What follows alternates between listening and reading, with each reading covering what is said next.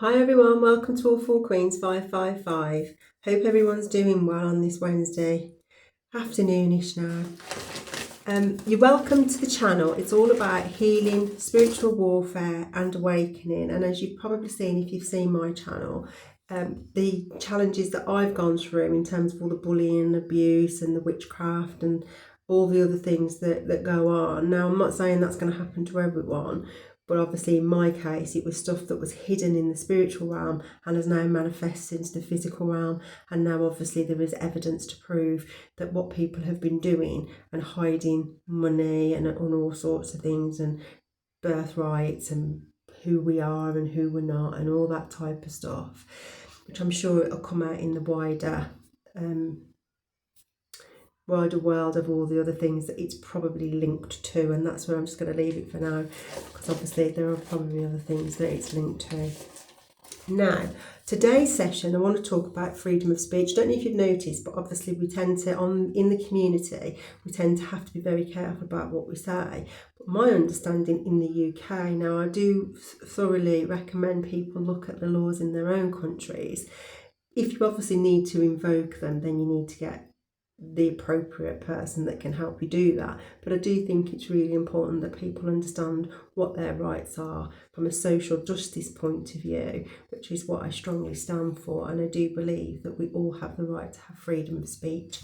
And if it's to be controlled and manipulated, then I do believe people should tell us why they're doing that, not just do it and not tell you anything, because that's still not human rights, is it? Which obviously in the UK we're covered by as well. So freedom of speech is a fundamental human right that allows individuals and communities to share opinions, ideas and information without facing government censorship, legal penalties or retaliation. It covers spoken words, writing, art and electronic communications. Now I'm going to interject there because I do believe I've had some sort of censorship from whether that be a government body or whether it be an affiliated group. But either way, they've linked to somebody to be able to do that, and I'm monitored 24/7. So there's a reason there. Now, as I've said before, if I've been accused of something, they all know that my identity was stolen. If I've been accused of something, one would expect me to be told and have a right to reply, not have a load of people running around trying to diagnose a mental health when quite clearly that's not their job. Just saying. Legal protection and frameworks. International standard recognised globally under the Universal Declaration of Human Rights. UK law.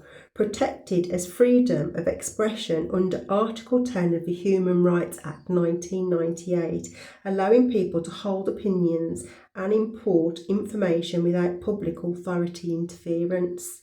Constitutional rights.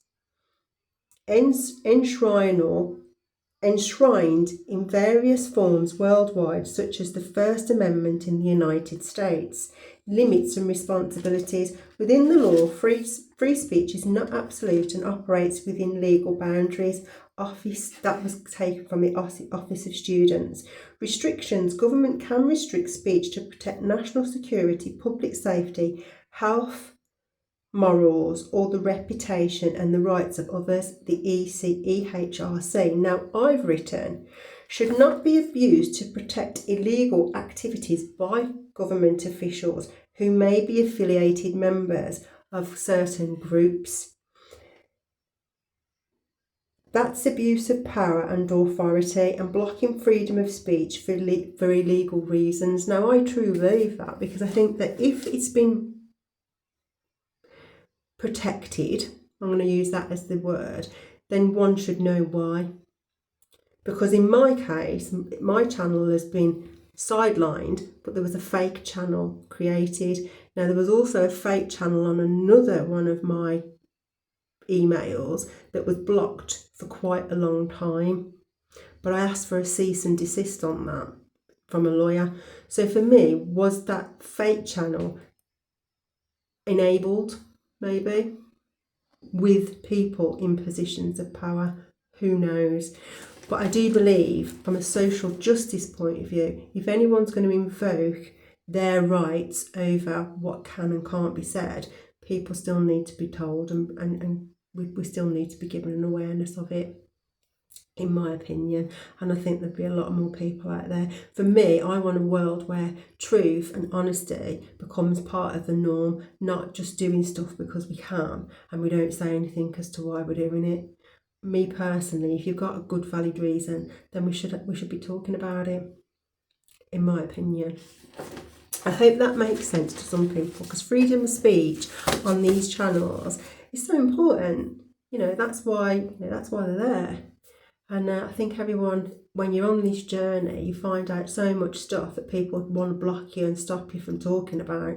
But actually, it is truth. And for me, they always say the burden of proof when you're talking law and legalities in the physical realm is on the person questioning it. So for me, they need to prove that it isn't true. And not one person has.